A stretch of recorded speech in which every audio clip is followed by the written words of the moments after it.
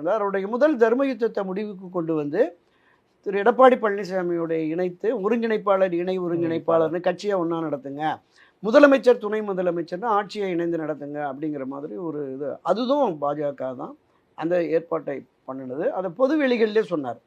அந்த இணைப்பு என்பது அவர்களால் தான் சாத்தியப்பட்டது அப்படிங்கிற மாதிரி பொது வெளிகளில் சொன்னார். ஆக தொடர்ந்து அந்த என்டிஏ பாஜகவினுடைய ஆதரவு நிலைப்பாட்டில் நீங்கள் 2021 தேர்தல் தோல்வி முடிஞ்ச மறுநாளே திரு சி வி சண்முகம் கடுமையான விமர்சனம் வச்சார் பாரதிய ஜனதா கட்சிக்கு.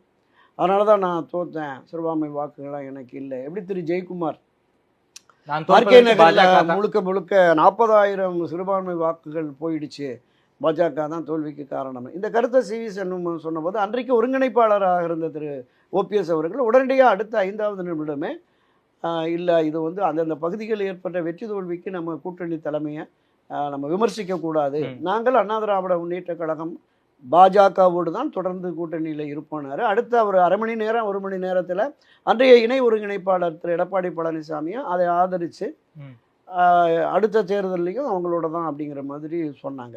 அப்போ இந்த நிலைப்பாடு என்பது தொடர்ந்து இடையில 2023 வந்து பாஜகவிலிருந்து வெளியேறி ஒரு மெகா கூட்டணியை கட்டமைக்கிறேன் என்று திரு எடப்பாடி வெளியேறிய பொழுதும் இவர் அங்கே தான் இருந்தார்.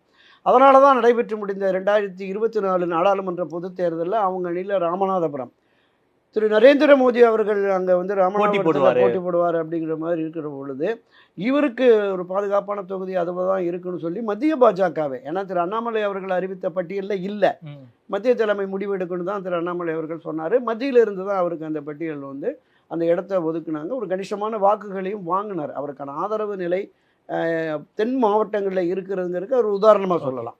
கிட்டத்தட்ட 3,42,000 ஓட்டு வாங்கியிருக்காரு. ஒரு தொகுதிக்கு கிட்டத்தட்ட ஒரு 6,000-7,000 ஓட்டு வாங்கியிருக்கிறார். அப்போ இந்த தன்மை என்பது பாஜகவுக்கு புரியும்.